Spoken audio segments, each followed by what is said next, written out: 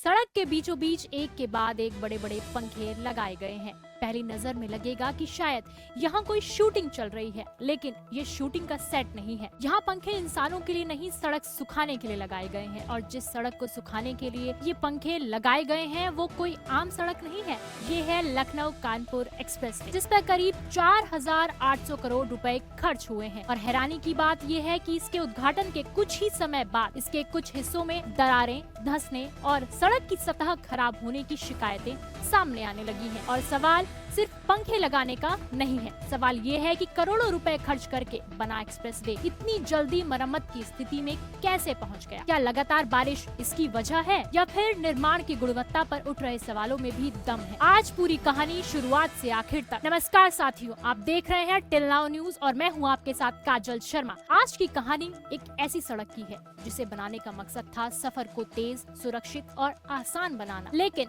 उद्घाटन के कुछ ही समय बाद जब इस एक्सप्रेसवे की तस्वीरें सामने आई तो लोगों के मन में कई सवाल खड़े हो गए। सड़क की मरम्मत चल रही है, सड़क को सुखाने के लिए बड़े बड़े पंखे लगाए गए हैं और अब इस मामले में NHAI की तरफ से कार्रवाई की खबर भी सामने आई है। लेकिन पहले समझते हैं कि आखिर हुआ क्या। 4,800 करोड़ की सड़क और इतनी जल्दी मरम्मत क्यों? लखनऊ कानपुर एक्सप्रेसवे को उत्तर प्रदेश के बड़े इंफ्रास्ट्रक्चर प्रोजेक्ट्स में गिना जाता है। यह करीब 6 लेन वाला एक्सप्रेसवे है जिसका उद्देश्य लखनऊ और कानपुर के बीच यात्रा का समय कम करना और पुराने मार्ग पर ट्रैफिक का दबाव घटाना है। लेकिन एक्सप्रेसवे शुरू होने के बाद इसके कुछ हिस्सों में सड़क की सतह खराब होने, दरारें आने और धंसने जैसी समस्याओं की रिपोर्ट सामने आई और इसके बाद शुरू हुआ मरम्मत का काम। लेकिन बात आती है कि सड़क पर पंखे क्यों? आज जरा उस तस्वीर को समझिए जिसने इस पूरे मामले को चर्चा में ला दिया। सड़क के बीच बड़े बड़े स्टैंड, फैन लगाए गए हैं। आखिर सड़क पर पंखे लगे क्यों हैं? निर्माण कंपनी की तरफ से इसकी वजह बताई गई है।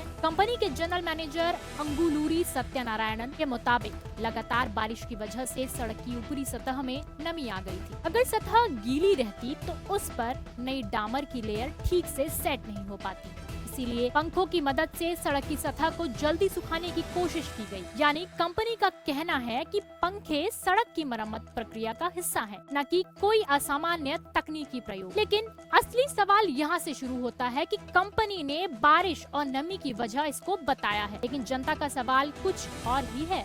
अगर सड़क अभी हाल ही में शुरू हुई थी तो इतनी जल्दी मरम्मत की जरूरत पड़ी क्यों? आखिर निर्माण के दौरान ऐसी समस्या को पहले क्यों नहीं पकड़ा गया? और दूसरा सवाल मन में उठता है कि क्या सिर्फ बारिश को इसकी वजह माना जा सकता है? यही वो सवाल हैं जिनके जवाब जांच के बाद ही पूरी तरह साफ होंगे। मामला सामने आने के बाद NHAI यानी national highway authority of India भी सक्रिय हुई। रिपोर्ट्स के मुताबिक अधिकारियों ने मामलों की जाँच शुरू की और निर्माण कंपनी PNC इंफ्राटेक के खिलाफ कार्रवाई की प्रक्रिया शुरू की। कंपनी को नोटिस जारी किया गया, साथ ही रिपोर्ट्स के मुताबिक उन्हें नॉन परफॉर्मिंग कॉन्ट्रैक्टर की श्रेणी में रखा गया है। यानी सवाल अब सिर्फ सड़क की मरम्मत का नहीं रहा, बल्कि ठेकेदार की परफॉर्मेंस और कंस्ट्रक्शन क्वालिटी की भी जांच हो रही है। अब एक महत्वपूर्ण बात हमारे सामने आती है कि मरम्मत का खर्चा आखिर उठाएगा कौन? सड़क की मरम्मत का खर्च सरकार या आम जनता के पैसे से नहीं, बल्कि निर्माण कंपनी को अपने खर्च पर उठाने के निर्देश दिए गए। रिपोर्ट्स में मरम्मत की लागत करीब 3 करोड़ रुपए बताई गई है। यानी जिस कंपनी पर सड़क बनाने की जिम्मेदारी थी उसी पर खराब हुए हिस्सों को ठीक करने की जिम्मेदारी भी डाली गई है। और बात आती है अब टोल को लेकर। अब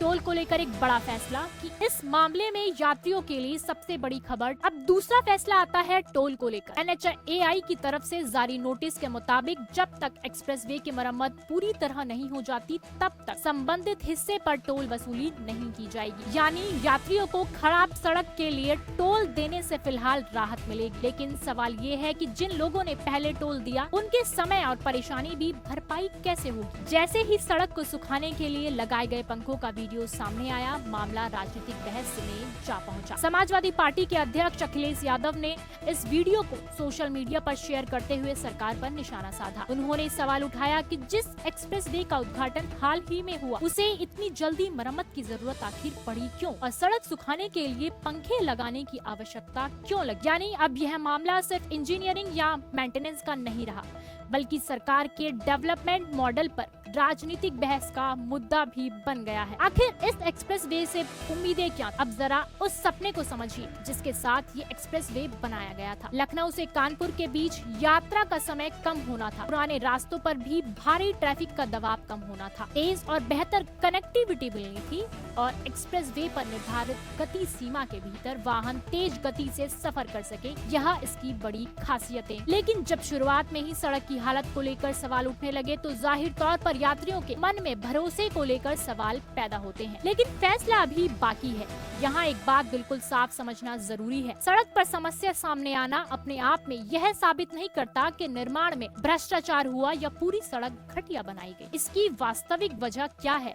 बारिश, drainage, soil condition, construction material, workmanship या फिर मेंटेनेंस से जुड़ी कोई समस्या, इसका फैसला तकनीकी जांच के बाद ही होना चाहिए। इसलिए किसी एक पक्ष को दोषी ठहराने से पहले जांच की पूरी रिपोर्ट का इंतजार करना जरूरी है। लेकिन इस पूरे मामले ने एक बड़ा सवाल जरूर खड़ा कर दिया है। भारत में हम लगातार हजारों करोड़ रुपयों के हाईवे और एक्सप्रेसवे बना रहे हैं, आए दिन उद्घाटन होते हैं, बड़े बड़े दावे किए जाते हैं, लेकिन क्या उतना ही ध्यान कंस्ट्रक्शन क्वालिटी और लॉन्ग टर्म मेंटेनेंस पर भी दिया जाता है? क्योंकि सड़क सिर्फ उद्घाटन के दिन अच्छी दिखनी चाहिए ऐसा नहीं है, सड़क को सालों तक सुरक्षित और टिकाऊ रखना चाहिए। और अगर किसी एक्सप्रेसवे पर दुर्घटना के कुछ ही समय बाद मरम्मत की जरूरत पड़ती है तो सवाल पूछना बिल्कुल जायज है। गलती आखिर कहाँ हुई? प्लानिंग में, कंस्ट्रक्शन में, क्वालिटी कंट्रोल में या फिर मौसम और जमीन की परिस्थिति में? इसका जवाब जांच देगी। फिलहाल इतना जरूर है कि 4800 करोड़ के इस प्रोजेक्ट पर अब सिर्फ सड़क नहीं बल्कि उसकी गुणवत्ता भी नजरों में है। आपको क्या लगता है, क्या सड़क सुखाने के लिए पंखों का इस्तेमाल सामान्य इंजीनियरिंग प्रोसेस है या इतने बड़े एक्सप्रेसवे में शुरुआती खराबियों पर गंभीर सवाल उठना चाहिए? अपनी राय हमें कमेंट बॉक्स में जरूर बताएं, लेकिन ध्यान रहे राय तथ्यों और जांच के आधार पर होनी चाहिए। ऐसी ही बड़ी खबरों की पूरी तस्वीर समझने के लिए आप बने रहिए हमारे यानी टिल नाउ न्यूज के साथ। मैं मिलती हूँ अगली खास बड़ी खबर के साथ, तब तक के लिए नमस्कार।